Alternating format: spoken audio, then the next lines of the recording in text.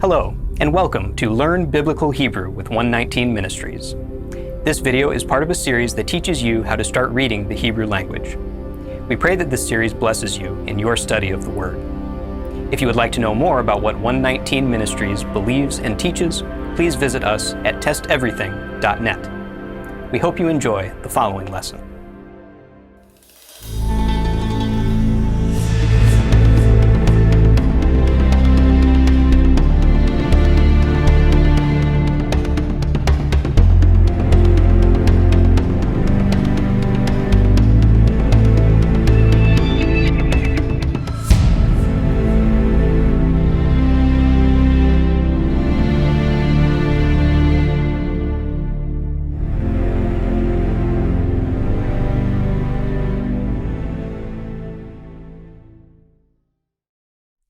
Welcome to Learn Biblical Hebrew with 119 Ministries. This is Lesson 1. In this lesson, I will introduce you to the Hebrew language and explain what you can expect to learn from this course. First of all, what is Biblical Hebrew? Biblical Hebrew is the primary language that the first 39 books of the Bible were written in. These books are sometimes collectively referred to as the Old Testament. In Hebrew, they are called the Tanakh. In this course, you will be learning aspects of the Hebrew language that are necessary to read the Tanakh. My goal is to take you from knowing nothing at all about Hebrew to being able to read a Hebrew Bible verse as quickly as possible. This course does not teach modern vocabulary or grammar.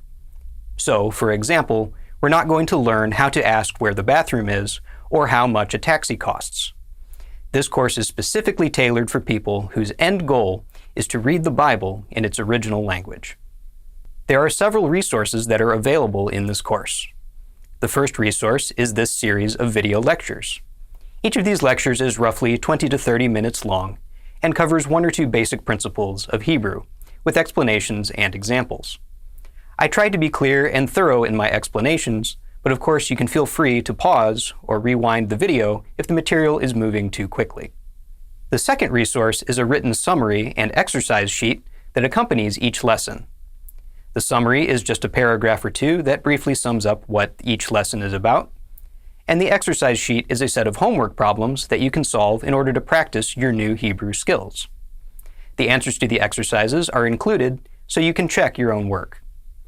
You can find the link to the summary and exercises for each lesson in the description below each video. I encourage you to do the exercises because they will help you understand and remember the information much better than just watching the videos. So, now that you know what you're getting into, let's look at some of the basic features of the Hebrew language. Biblical Hebrew is written and read from right to left. Of course, English words and sentences are written from left to right, so you will have to get used to reading and writing backwards. Don't worry though, it's not quite as difficult as you might think, though it does take a little getting used to. Hebrew has its own alphabet. In English, of course, we use the letters A through Z, and these letters comprise what is called the Latin alphabet. There are many languages that use this Latin alphabet, including Spanish, German, and French. So if you've learned any of those languages, then you've had the luxury of being able to use all of the letters that you're already used to.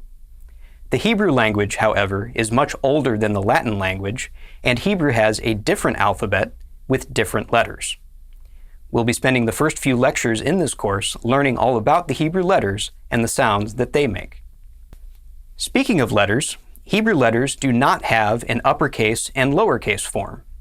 So, Hebrew names are not capitalized, and the first word of a sentence is not capitalized because there aren't any capital letters.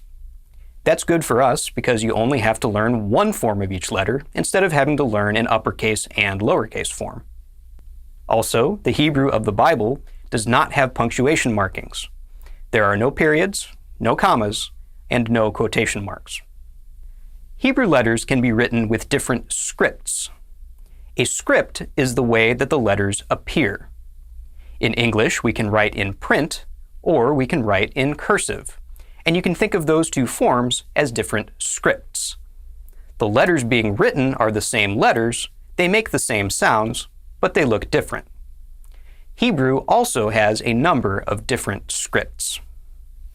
The oldest Hebrew writings that have been found were written in a script called Paleo-Hebrew. Here you can see what that Paleo-Hebrew looks like. I won't be going into detail on Paleo-Hebrew in this course, but one very interesting thing to note about it is that the Greek alphabet is actually derived from the Paleo-Hebrew alphabet, and the Latin alphabet is derived from the Greek alphabet. So many of the letters that we use today in English could be considered the grandchildren of ancient Hebrew letters. Again, we're not going to be talking in detail about those things in this course, but I do think that it is worth mentioning that when you learn Hebrew, you're not just learning a foreign language, but you're learning a language that is one of the ancient ancestors of the English language. Returning to our discussion of scripts, the script that we are going to be learning to read and write is called the Babylonian script, also known as the Aramaic script or the square script. Here you can see what that script looks like. This script was developed by Hebrew scribes after the Babylonian captivity, which started around 600 BC. The reason that we're going to be learning this particular script is that most copies of the Tanakh that are available today are written in this script.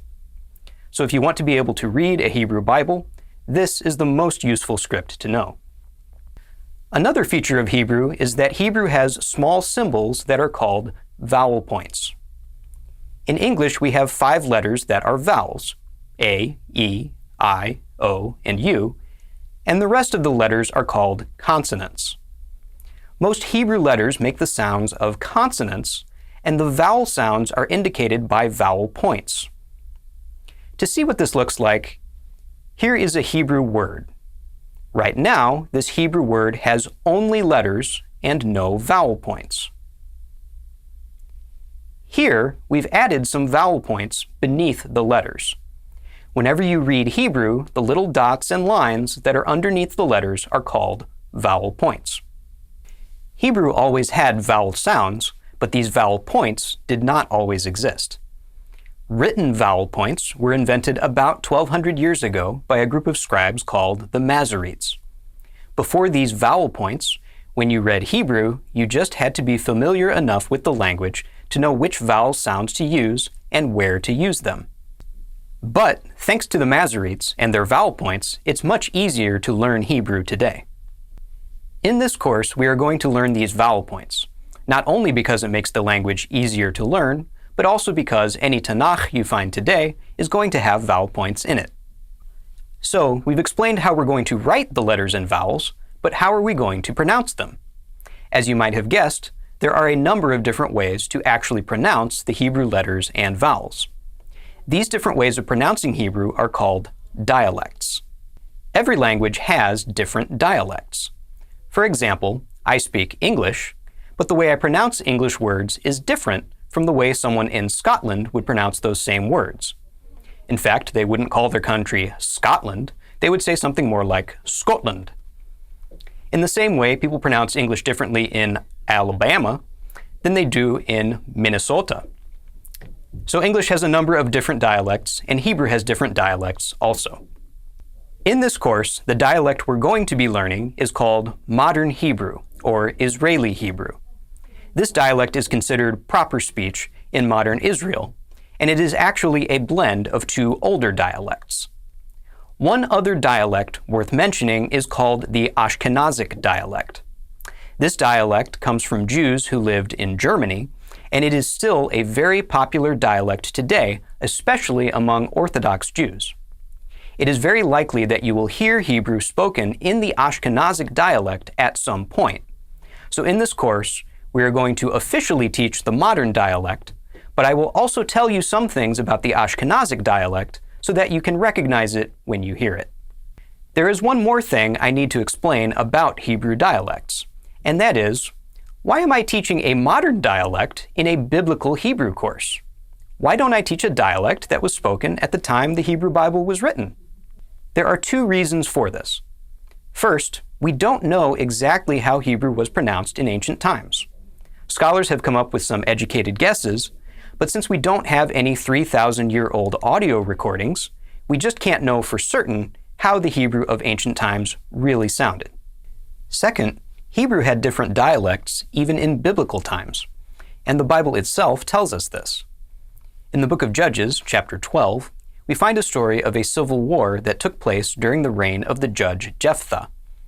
During this conflict, Jephthah's armies could tell the difference between Ephraimites and other Israelites by the way the Ephraimites pronounced the word shibboleth. In other words, the Ephraimites' dialect was different from the dialect of the other Israelites. So this means there were dialectic differences in the Hebrew language long before even King David's time. So even if I knew exactly how to pronounce every Hebrew dialect that existed from the time of Moses to the time of Ezra, it's not clear which one of those dialects you could consider the most biblical. So instead of taking a wild guess at how the language was spoken at some particular past time and place, I'm just going to teach the pronunciation of Hebrew that you will most likely hear today. And again, just to clarify, even though we're learning a modern pronunciation of Hebrew, we are not learning modern Hebrew vocabulary. We won't be learning words for things like airplane or television because we don't need to know those words in order to read the Tanakh. Finally, this is an introductory level course. My goal is to take you from a place of knowing nothing at all about Hebrew to actually reading a Bible verse in as short a time as possible. Consequently, I am not going to cover every single detail of the language, nor am I going to mention every exception to every rule. My goal in this course is to give you enough information to get started learning Hebrew without getting bogged down in all the technical details right away. As we get further into the course, I will supply more and more details so you can get a more complete and correct understanding of the language. But at first, I'm going to simplify everything as much as I can, again, so that you can get to reading and writing the language on a basic level as quickly as possible. This course is designed to give you a good base of knowledge and understanding that you can build on later if you decide that you really want to dig into the language. If you do decide to continue learning the language when you have completed this course, my recommendation would be to either take a university Hebrew course or to find a Hebrew language tutor. So, let's quickly review everything I've talked about today. Hebrew is written and read from right to left. We are going to learn the Hebrew alphabet. We are going to learn biblical Hebrew vocabulary and grammar. We are going to write using the Babylonian script and the Masoretic vowel points. Finally, we are going to pronounce the words in the modern Israeli dialect, while also making a note of the Ashkenazic dialect. We're going to end every lesson with this Hebrew word. This word is Shalom. In modern Hebrew, Shalom is both a greeting and a farewell, so it's the equivalent of saying hello or goodbye. In ancient Hebrew, Shalom is a word that means peace. So at the end of each lesson, I will bid you Shalom, which means both farewell and peace. You can find a written summary of this lesson at the link in the description below. I look forward to seeing you in the next lesson, where we will begin to learn the letters of the Hebrew alphabet. Shalom.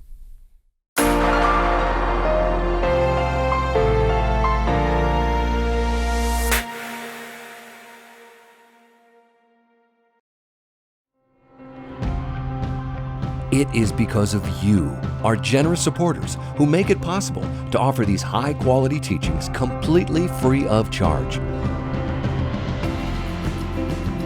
If you feel led to support 119 Ministries so that we can continue this effort, please visit testeverything.net and click on the Support 119 tab.